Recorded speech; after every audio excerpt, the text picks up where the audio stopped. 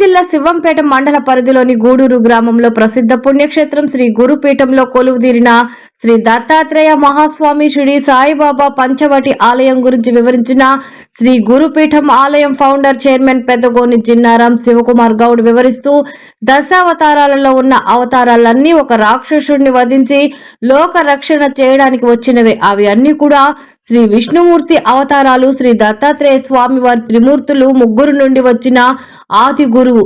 ఆయన మోక్ష మార్గం చూపించడానికి వచ్చిన అవతారంగా గురువు లేకుండా సిద్ధిని పొంది లోకానికి సామాన్యులకి మోక్ష మార్గంలో నడిపే విధి విధానాలను తెలియజేయడానికి వచ్చారని తెలిపారు.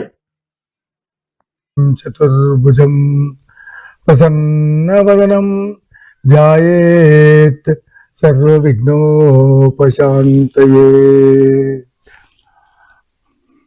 దత్తాత్రేయో మహాదేవో దత్తాత్రేయో మహాగురు దత్తాత్రేయాది వైకుంఠ నారాయణ గూడూరు నివాసినం అహం భజే.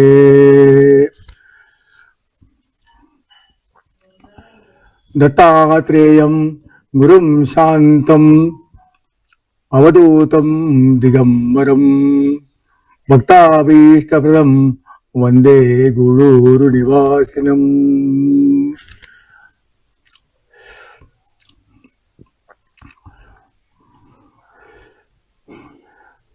ఆరవ అవతారముగా ఉద్భవించిన అవతారం. ఈ దత్తాత్రేయ అవతారానికి ముగింపు లేదు. భగవంతుని 24 అవతారాల్లో 6వ అవతారము దత్తాత్రేయ అవతారం అయితే 12వ అవతారము ధన్వంతరి అవతారము. ఈ దత్తాత్రేయ మహాస్వామి నిరంతరము గురుల రూపంలో యోగుల రూపంలో ప్రతి యుగమునందును అవతరిస్తూ ఉంటారు. మనము శ్రీ గురుపీఠంలోని దత్తాత్రేయ మహాస్వామిని పరిశీలించినట్లయితే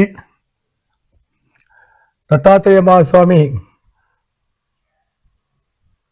అవతార లక్షణము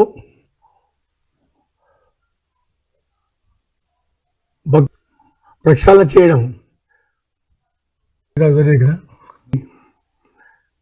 శిక్షించడం అనేది కలియుగ దత్తావతారులు శ్రీపాద వల్లభులు, నరసింహ సరస్వతి, అక్కల్కోట స్వామి, మాణిక ప్రభు, తర్వాత షిరిడి సాయి నాథుల దేవాలయాలు నిర్మించడం జరిగింది. అదేవిధంగా గురువులు మనకు ద్వాపర యుగం నుంచి వచ్చిన వ్యాస భగవానులు, దక్షిణామూర్తి, శంకర భగవత్పాదుల దివ్యమూర్తులను కూడా ఇక్కడ నిర్మించడం జరిగింది. ఆ తర్వాత కలియుగ దత్తావతారుల దివ్యమూర్తులను కూడా మనం ఈ దేవాలయంలో ఏర్పరచుకున్నాం. అందుకని ఈ యొక్క దేవాలయాన్ని దర్శించి ఇక్కడ ప్రదక్షిణ చేసి ఇక్కడ మన సమస్యలను, మన కోరికలను మనం విన్నవించుకున్నట్లయితే ఇక్కడ దత్తాత్రేయుడు స్మరణ మాత్రంలోనే కరుణిస్తాడట. అందుకని చెప్పి భక్తులందరూ అవకాశం ఉన్నప్పుడల్లా దేవాలయానికి వచ్చి ఇక్కడ దర్శించి ధరించాలని. ప్రతి గురువారము ఇక్కడ పూజా కార్యక్రమాలు జరుగుతున్నాయి, అన్నదాన వితరణ కూడా ఉంటుంది. కాబట్టి దేవాలయాన్ని దర్శించి ఆశీస్సులు పొందాలని గురుపీఠం చాటుబట్టి వస్తున్నా కోరుచున్నాం. జై గురుదేవ దత్త.